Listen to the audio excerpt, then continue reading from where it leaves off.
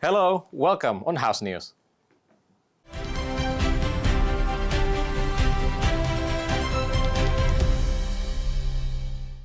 Commission 1 received a courtesy call from Morocco's ambassador to explore opportunities for bilateral cooperation. The meeting highlighted the role of parliamentary diplomacy in delivering real benefits and supporting the strategic interests of both countries. Indonesia and Morocco have maintained close relations for decades with potential for more bilateral cooperations. To unlock these opportunities, Commission 1 of the House encourages stronger parliamentary diplomacy to expand collaborations in economy, education, and culture. During a meeting with Commission 1, the Moroccan ambassador to Indonesia emphasized the relationship between the two countries is built on historical ties and shared values.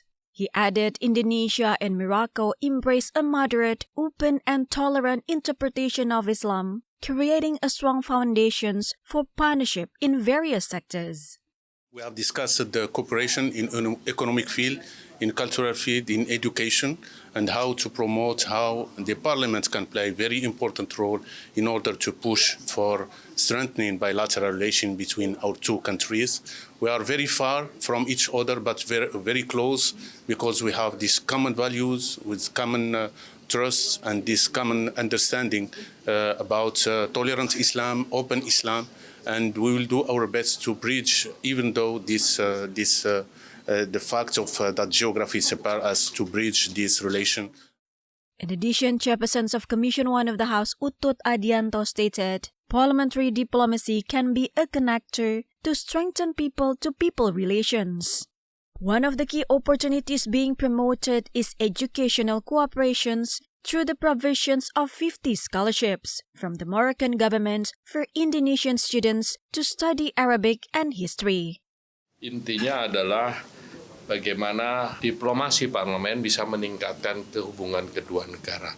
Antara lain, mereka bisa menyiapkan 50 beasiswa untuk orang-orang yang studi bahasa Arab dan kesejarahan. Tegar Aziz, TV Parliament reports. During a hearing with government officials, Commission 1 discussed two bills to ratify defense cooperation agreements with Turkey and Malaysia. The proposed legislation would provide a legal framework and open new opportunities for defense partnership amid evolving global security challenges. Commission 1 continues to facilitate the completions of the regulatory framework for defense cooperations with Malaysia and Turkey. This initiative is in line with Indonesia's commitment to strengthening defense cooperations with friendly countries and strategic partners.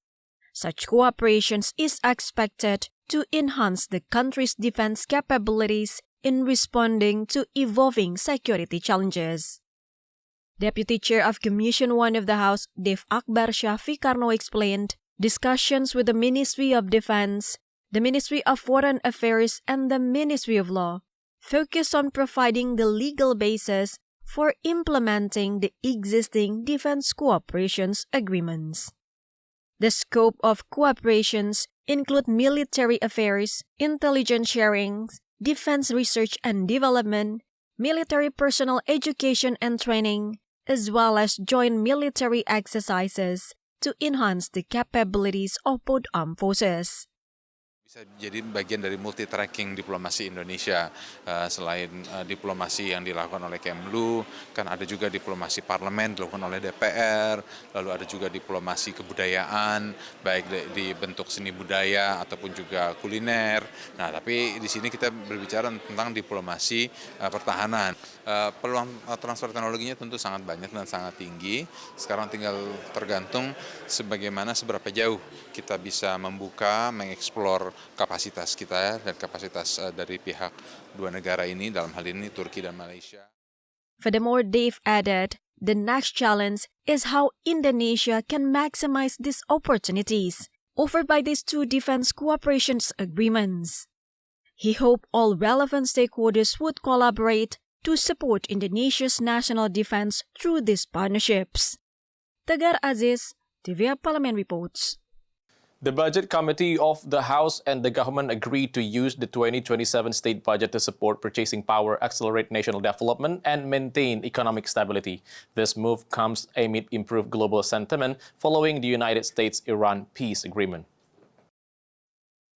The Budget Committee of the House believes the improved global conditions following the U.S.-Iran peace agreement provide a more positive economy outlook. The House encourages the government to use the 2027 state budget as its main policy instruments to support economic programs, boost national productions, create jobs, improve public welfare, and maintain purchasing power. Member of the Budget Committee Nurul Arifin said the reopening of global shipping routes through the Strait of Hormuz could stabilize global oil prices and the rupiah exchange rate against the US dollar. She added these developments could also reduce pressure on the state budget and Indonesia fiscal position. Insya Allah dampaknya positif begitu, di mana segala macam import dan ekspor yang menjadi kekuatan fondasi ekonomi Indonesia bisa kembali berjalan dengan lancar begitu ya, dan penguatan nilai tukar rupiah. Dan kalau ini semuanya bisa dilakukan, artinya ya kita bisa mereduksi gejolak-gejolak politik yang ada di tanah air begitu. Itu harapannya. Karena semuanya bersumber dari ekonomi tadi. Pelemahan ekonomi yang terjadi di seluruh dunia berimbas secara politik ke sini. Mungkin juga bukan cuma di Indonesia tapi negara-negara lain. Moreover, Nurul hoped the government will utilize this peace development by directing the 2027 state budget toward programs focused on economic growth, job creation, supporting the rupiah, and improving the welfare of the Indonesian people. Fajar Ilhami, TV Parliament reports. When we return, we have more updates on the tourism sector, so stay tuned on House News.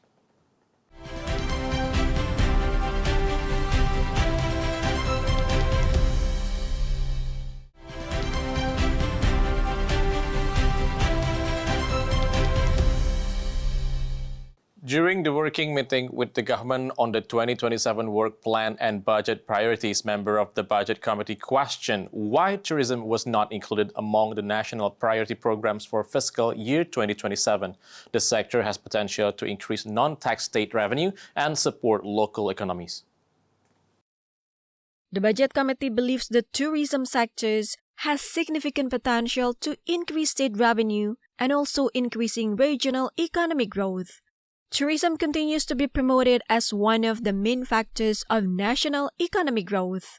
In addition to creating jobs and supporting local businesses, the sector contributes to state revenue through economic activities and tourist arrivals. During a meeting on the discussions of the 2027 government work plan and budget priorities, member of the Budget Committee Rico Sia said, Southwest Papua has a wide range of destinations with the potential to attract domestic and international tourists. Therefore, the government should support this potential through policies and adequate funding to strengthen its economic impact on the region. Terkait dengan semua ini, daerah dapil kami tadi saya menyimak bahwa pariwisata ini sama sekali tidak ada di dalam PSN yang 8 itu ya. Nah, sementara tentunya PNBP yang mana dapat mengangkat PNBP nasional dan juga daerah penghasilan untuk tadi masyarakat yang ada di sana tentunya dibutuhkan dana DAK. Kenapa? Karena daerah tidak mampu, uangnya tidak cukup. Oleh karenanya saya mohon agar Dapil Papua Barat Daya ini terkait dengan DAK-nya mungkin bisa ditambahkan. Furthermore, Rico added the development of leading tourism destinations such as Raja Ampat and its surrounding areas can improve Indonesia's tourism sectors and also create new economic opportunities for local communities. Ferdian Enrian, TVR Parliament Report.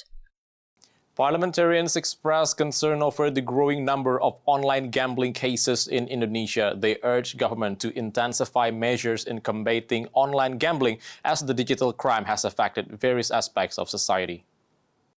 Despite ongoing enforcement efforts, online gambling remains widespread. Therefore, member of Commission 1 of the House Nurul Arifin urges more intensive actions against online gambling operators and perpetrators. Commission 1 of the House has previously formed a working committee on online gambling as part of its commitment to addressing the issue. Nurul Arifin appreciates the Ministry of Communications and Digital Affairs for shutting down and tracing online gambling sites. The government, through the Financial Transactions Reports and Analysis Center, has coordinated with the Financial Services Authority to track gambling-related financial flows. Although millions of online gambling sites and contents have been taken down, new sites continue to emerge. Hilang 10, tumbuhnya 100 begitu. Ini akun-akun judi online ini sangat luar biasa dan kita tuh pengennya memang ditindaknya secara tegas, serius begitu ya, karena sudah merusak sendi-sendi kehidupan masyarakat. Jadi banyak korban, bukan cuma pelakunya sendiri tapi juga mempermalukan keluarga besar dan juga bahkan orang-orang di sekitarnya harus bertanggung jawab atas kelakuan satu orang. Dan harusnya ya perilaku ini kan adiktif jadi mencandu begitu. Nah harusnya memang ada tindak tegas tentu saja buat para yang memiliki platform judi online ini. Moreover, Commission 1 emphasized public education is important to prevent online gambling and other forms of digital crime. Improved digital literacy would raise public awareness of the risk of online gambling. From Bali, Dwi Utomo, TVR Parliament reports. Thank you for watching House News. Bye.